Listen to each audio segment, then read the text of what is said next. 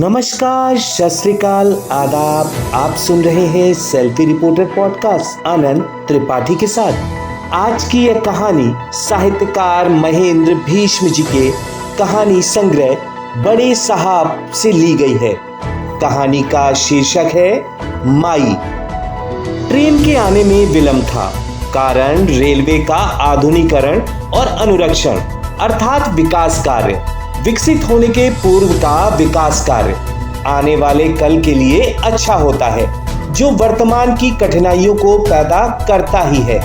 विलंबित होती जा रही ट्रेन की खींच मैंने रेलवे में कार्यरत अपने इंजीनियर मित्र रघुराज पर फोन से उतारी।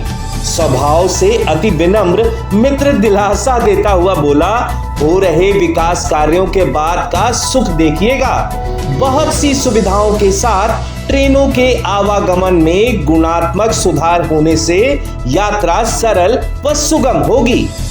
कहां जा रहे हो और कब वापसी है कि औपचारिकता के साथ फोन भंग हुआ।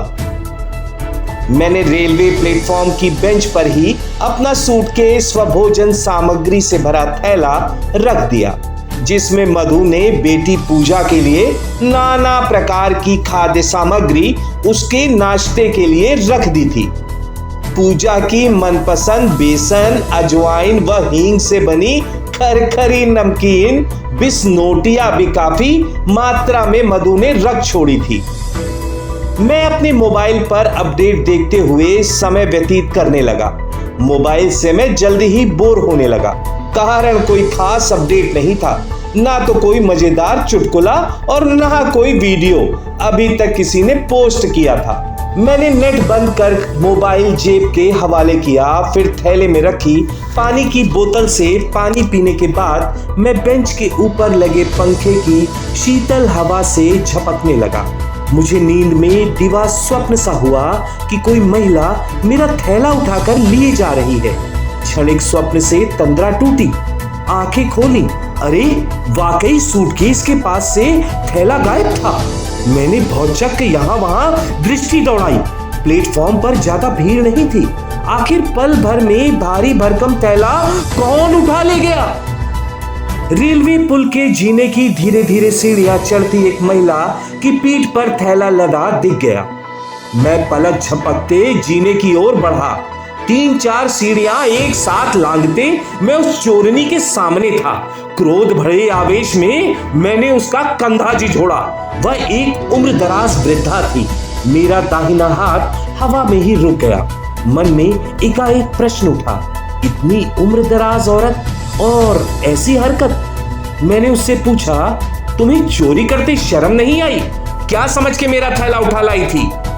वृद्धा ने थैला सीढ़ी पर रख दिया था और मौन ही मुझे कातर भाव से देखते हुए उसने अपने दोनों हाथ जोड़ लिए, मानो कह रही हो, गलती हुई, अब जाने भी दो। वृद्धा की कातर सजल हो आई आंखों के सामने मेरा गुस्सा पहले ही तिरोहित हो चुका था। मुझे लगा हो सकता है उसने थैला गलती से उठा लिया हो। बात आई गई सी हो गई। वह वृद्धा धीरे धीरे जीने की शेष सीढ़ियां चढ़ने लग गई और मैं अपना थैला थामे मौन अपनी बेंच पर आ बैठा। एक उचटती सी दृष्टि मैंने जीने की ओर डाली। मंथर गति से सीढ़ियां चढ़ती वृद्धा की पीठ देखते मुझसे रहा नहीं गया। हृदय के किसी कोने में सोई संवेदना उसकी क्षमा याचना और प्रायश्चित के भाव लिए सजल नेत्रों के स्मरण आते ही जागृत हो चुकी थी। प्रश्न अपनी जगह यथावत था। आखिर ऐसी क्या वजह थी जो उसे इस उम्र में चोरी करनी पड़ रही है, और चोरी पकड़े जाने के बाद के अपमान को सहन कर ले जाने की स्थिति के लिए उसने स्वयं को कैसे तैयार किया होगा। ऐसे कई प्रश्न मेरे मन मस्तिष्क में कौंध गए। मुझसे रहा नहीं गया और कुछ क्षणों बाद ही मैं पुनः जीने की सीढ़ी चढ़ती हुई उस वृद्धा के सन्मुख जा खड़ा हुआ। वृद्धा ने पुनः अपने दोनों हाथ जोड़ते हुए कातर दृष्टि से मुझे देखा। उसकी मौन वाणी मुझे सुनाई दी, गलती हो गई साहब, क्षमा कीजिए, मुझ असहाय पर दया कीजिए और जाने दीजिए। मैंने वृद्धा के जुड़े हाथ थाम लिए। माई, ऐसी क्या मजबूरी है जो इस उम्र में तुम्हें चोरी करने के लिए मजबूर होना पड़ रहा है? मैं वृद्धा का हाथ यदि मजबूती से ना पकड़े होता तो वह भरभरा कर वही जीने में ढह जाती। मैं उसे सहारा देते अपनी बेंच की ओर ले आया।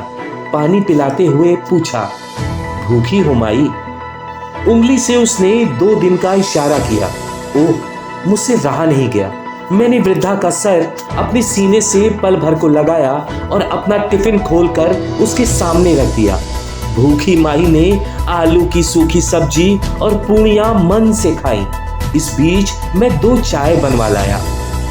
भोजन से तृप्त व्यक्ति का चेहरा अलग ही आभास देने लग जाता है। ऊर्जा से भरपूर बूढ़ी माई ने अपने दोनों हथेलियों से मेरी बलैया ली, फिर सिर पर हाथ रखते हुए बोली, बेटा खूब खुश रहो। भगवान तुम्हारा और तुम्हारे घर परिवार बाल बच्चों का भला करे। माई की मर्दानी आवाज ने मुझे सोचने पर विवश किया। मंझोला कर, कुछ थुलथुल सी काठी, दाएं गाल पर बड़ा सा मस्सा जिसमें 3-4 लंबे श्वेत बाल, तन पर ब्लाउज, साड़ी धारण किए, क्या ये वृद्ध माई स्त्री भेष में किन्नर है? वृद्ध माई बोले जा रही थी, बेटा मैं उस वक्त की मारी एक किन्नर हूं। होश संभालने से लेकर आज तक उंगलियों में गिने जाने वाले आप जैसे कुछ परोपकारियों को छोड़ मुझे कहीं इज्जत सम्मान तो दूर की बात, हमेशा अपमान और दुत्कार मिला। घर परिवार और समाज से शोषित, प्रताड़ित, तिरस्कृत और बहिष्कृत रही हूं। मुझे हर किसी से हमेशा उपेक्षा ही मिली है।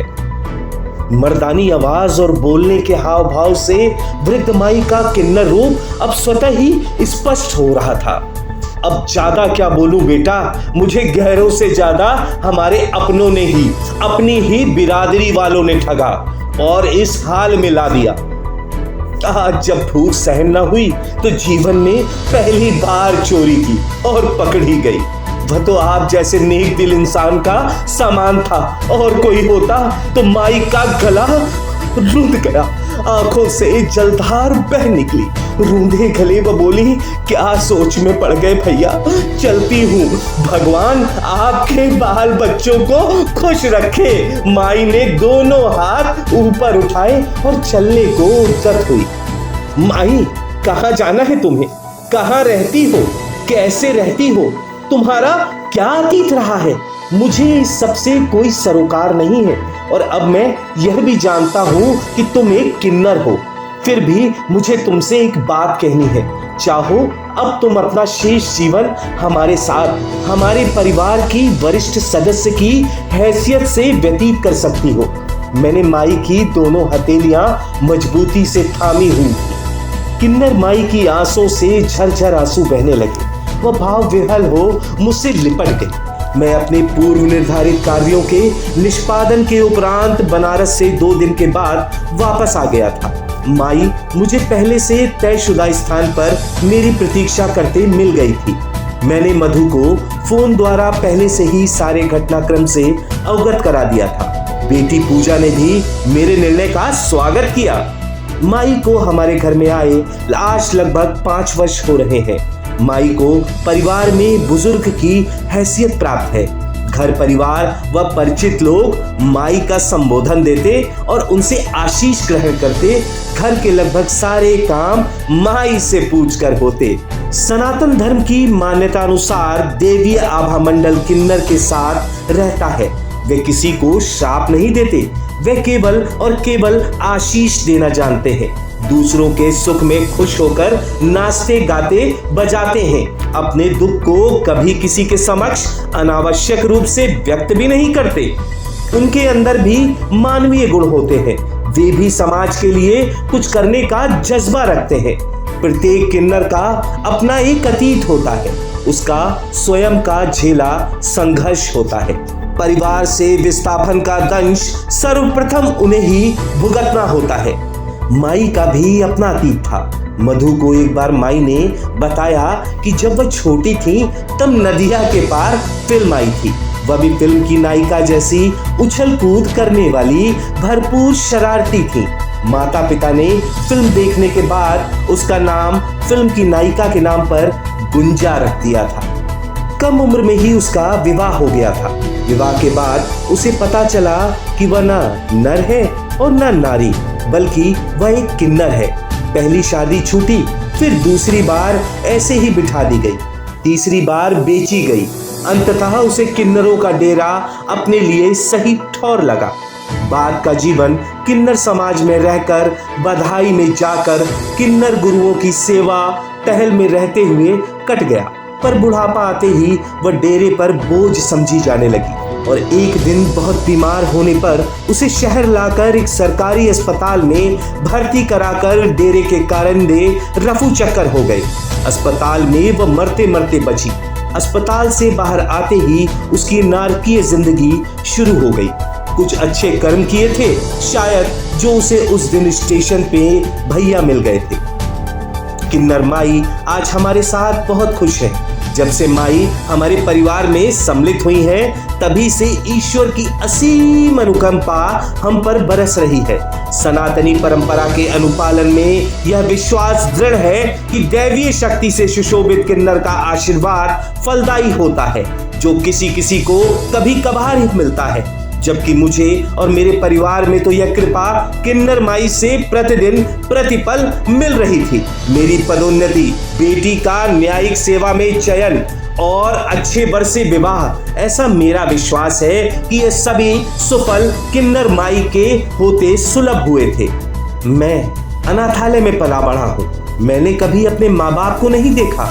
उनकी कोई छवि स्मृति मेरे मानस पटल पर नहीं है। पर हाँ, इधर एक विश्वास पनपा है।